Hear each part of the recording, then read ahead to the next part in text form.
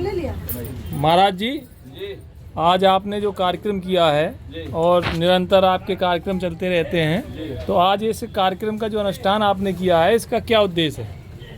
इसका उद्देश्य है सिर्फ विश्व शांति देश रक्षा जन भक्तों के कल्याणार्थ में ये कार्यक्रम किया जा रहा है। सामने देखिए। जी जी। विश्व शांति देश रक्षा जन भक्तों के कल्याणार्थ में ये कार्यक्रम किया जा रहा है।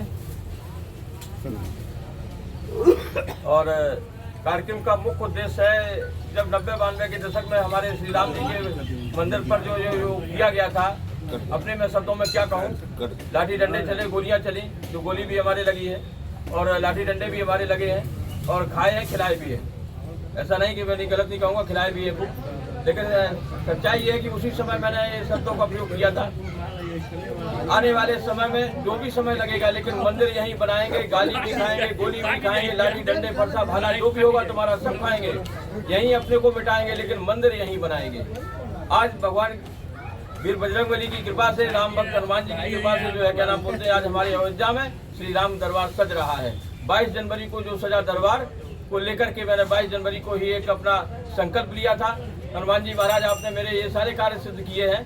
अब अगला 108 हनुमान जी के सिद्ध महायज्ञ कार्यक्रमों के आयोजन का मैं संकल्प लेता हूं, जो आपके श्री चरणों में समर्पित करते हुए मेरे कार्य को सिद्ध करना। 108 संकल्प हमारे इस निमित्त हैं, विश्व शांति देश रक्षा जन भक्तों के कल्याणार्थ में, दीन दुखी असहाय गरीब बेसहारों के लिए समर्पित भाव, है ना, हमारे देश की संस्कृति के लिए, हमारे महिला सशक्तिकरण के लिए, हमारे पर्यावरण के लिए, हमारे जल संरक्षण के लिए, हमारे वीर जवान शहीद हुए हैं उनके लिए, हमारे देश की जो सर्व चतुर्मुखी रक्षा के लिए, चतुर्मुखी विकास के लिए, सर्व सुख शांति के लिए, अमन चैन के लिए, स्वास्थ्य, हमारे देश की जनता का स्वास्थ्य लाभ अच्छा रहे, इन सबको लेकर के मैंने ये जो कार्यक्रम का आयोजन किया है, जो कि ये 108 में मेरा फर्स्ट एंड लास्ट दोनों कार्यक्रम मेरे 108 दिवसीय रहेंगे। जो पहला कार्यक्रम हमारे योगी रविंद्रनाथ शुक्ला जी के द्वारा मुख्य आयोजक के रूप में इन्होंने जो है इस कार्यक्रम का यहाँ संकल्प करा के हमारे द्वारा और इस कार्यक्रम को यहाँ पे वो किया है। इनके साथी सहयोगियों में सभी अजय पांडे जी हैं, हमारी सोनी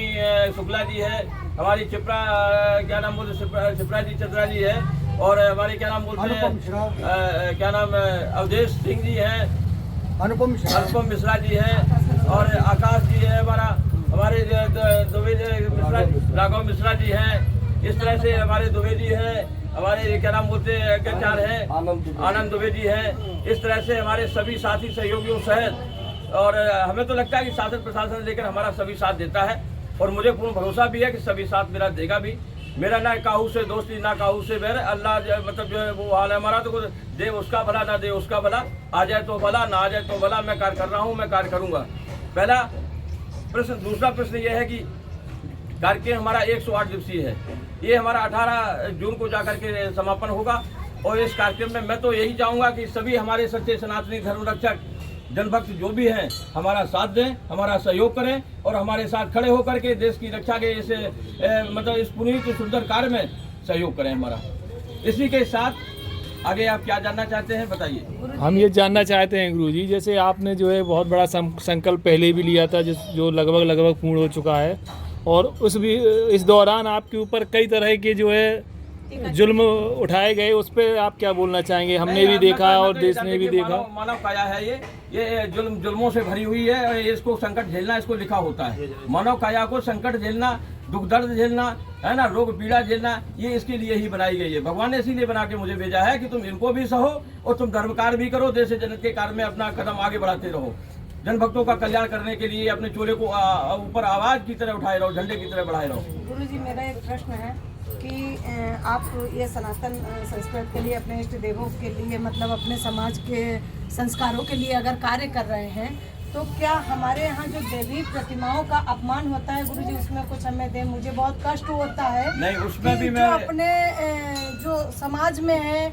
अपने एक उसमें है, तो उसमें क्या है कि देवी प्रतिमाओं का अपमान होता है, उसके लिए आप कुछ कहेंगे गुरुजी? कहेंगे गुरुजी जी, बोलो। भाई किसी धर्म में नहीं होता है तो हमारे हिंदू धर्म में क्यों होता है, हमारे संस्कृत धर्म में क्यों होता है? मैं हर प्रश्न हर पहलू पर बोलूंगा, बस एक पहलू पर नहीं बोलूंगा खुल करके। अगर राजनीतिक विषय कोई रखेगा तो राजनीतिक विषय पर देखिए, राजनीतिक हमारे लिए सब हमारे प्रिय हैं, हमारे पुत्र के रूप में है, हमारे बेटे के रूप में है, हमारे जो है भाई के रूप में है, हमारे बंधु के रूप में, हमारे माँ बहन के रूप में है। उस विषय पर मैं बोलूंगा। संस्कृत कीर्ति स्थापित कर रहे हैं। भारतीय संस्कृत के नाम पर अगर कोई बात आएगी उस पर मैं बोलूंगा।